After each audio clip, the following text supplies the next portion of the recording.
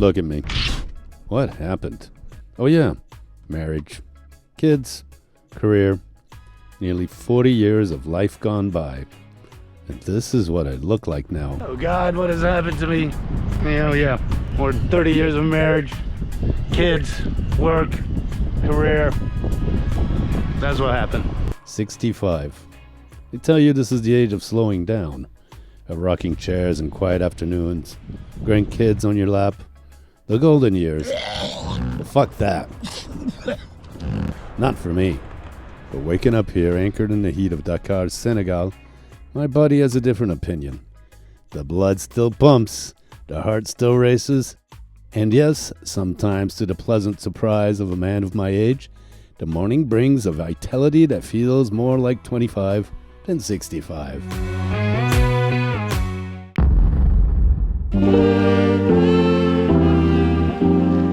My name is Alex. You can call me Sailor Alex. For 10 years, I've lived a life on camera. Every storm, every port, every mistake, well, disappeared. Over 800 videos.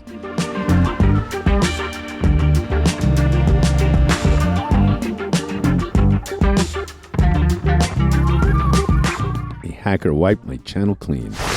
Oh no! But they didn't delete the salt in my lungs. They didn't delete the 6 years I lived in Cape Verde. And he certainly didn't delete the will of a 65-year-old Swiss sailor who is just now starting the best chapter of his life. Welcome back, baby. This is the ultimate chapter. 10 years ago, I was a Swiss guy with a plan. Get the license, buy the boat, sail the Med, clean, organized, predictable. Then I hit West Africa, and Africa changes you, or it breaks you. I lived a life in my 50s that would make a mango blush. Beautiful women, music, sex, drugs, the full drunken sailor package. I dealt with authorities who wanted bribes and gangsters who needed help, and I survived it all. People think sailing is just wind and water and good times. It's not. It's people. For 6 years, I didn't just visit Cape Verde, I lived it. I sailed to 8 of the 10 islands. I learned the language not from a book, but I learned Cape Verdean Creole from the women I loved. When you learn a language from a girlfriend, you don't just learn the polite words first. You learn the expressions, the jokes, the curses, and the poetry. It was a life of music, passion, and let's say, intense living. It was fucking wild, man.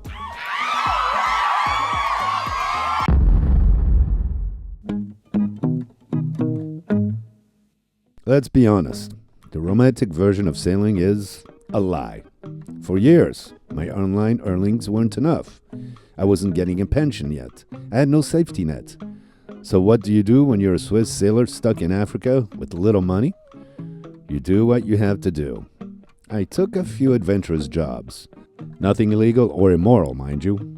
But when you're between a rock and a hard place, between hunger and the horizon, well, you make deals. You navigate the gray areas. You deal with the gangsters, the corrupt officials, the interesting characters. I lived the drunken sailor's life not because it was fun. Well, no wait, it was. But because it was a way to survive. The women, the music, the sex, the drugs. It was a whirlwind. It kept me moving when I wanted to stop. It kept me alive when the pension hadn't kicked in yet. It was wild, baby. I don't need to do the adventurous jobs anymore. I can sail for the right reasons.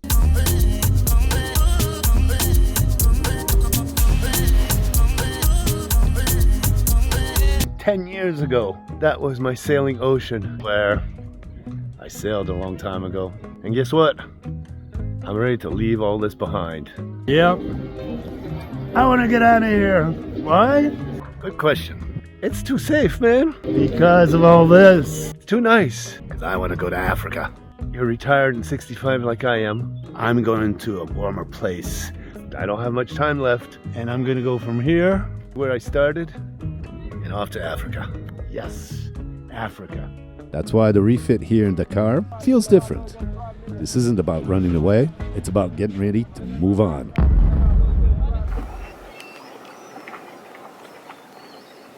So how do you refit a 45-year-old French boat in Senegal when you're used to Swiss precision? I was wondering why my solar panel wasn't working. Well, I figured it out. It's full of shit. You don't. In Switzerland, we have textbooks. Here, we have African standard. Last summer, I wanted to get my engine rebuilt. Master mechanic Arona was all ready to do it. The manner things get done here with such ease is a lesson on how to remain calm and carry on. And just like that,